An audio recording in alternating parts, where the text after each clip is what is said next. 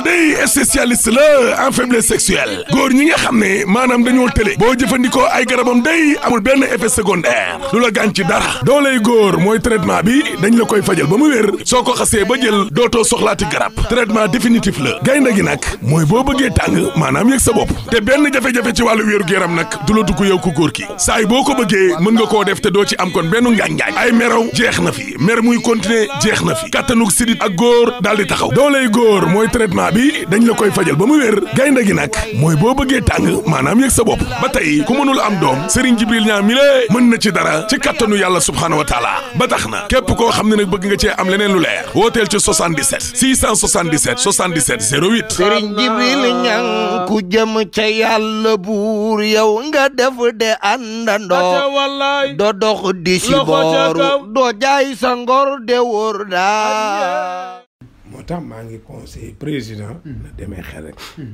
na demee xel rek maa ngi koy wax ban grand cœur du bi passé woon soxna Marème Faye dafa yónnee 5 millions jox ko suma doom muy madame Mbeng mu waxaale ma liggéey bi yépp yi muy dimbale jàkka yeeg moket yeeg rajo yeeg weeri mio bi yeeg ñu yor il seet ñëpp ak nim leen taxawoo ma ne ko lii baax na madame Mbeng mu génne benn saak ne ma madame woon ma jox la ko dimbalee leen ko ci ñi feebar compté ko muy 5 millions mu ne ma Marème Faye leen ko jox mais pourtant bu dëgg amul benn ku fi masane ku ko def dëgg la de man faalewuma leen dama leen a faalewul yi ñuy wax yi ñor mais kenn ku mas a def li Marème Faye di def amul te gis nga fondation bu ko rëccu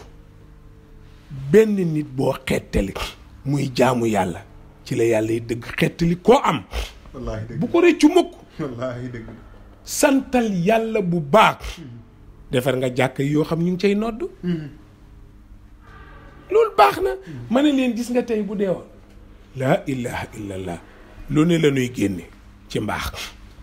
wax lu baax loolu da nga dégg ku naan lii mosu fa am te kat xamoon na ko mais mbona tax du ko wax dëgg la de mais fondation kenn du ko réccu li nga xettali ci nit bëri na Marème samedi ba le passé rek 5 millions boo demee xool ko ci internet ah 5 millions te bu nelawoon tey ñu sulli lépp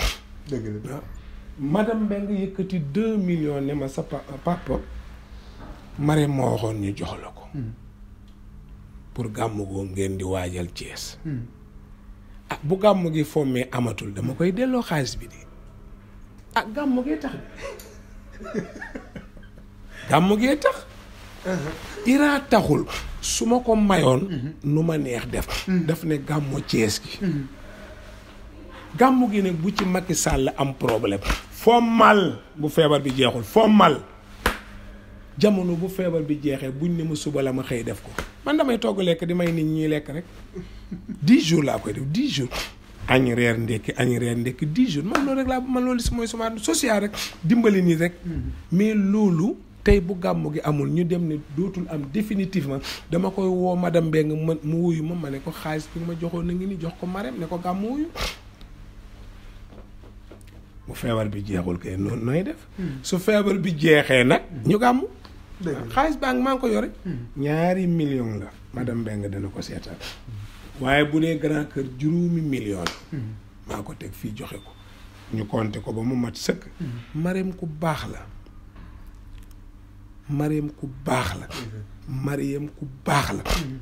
ku bëgg lu baax la noonu la amee fulla nag kenn du ko ñaaj waaye maa la ko waaye yow kenn du xuus Marème fu mu la yemale rek dimbali na ku ne xam naa lu bari ci ñoom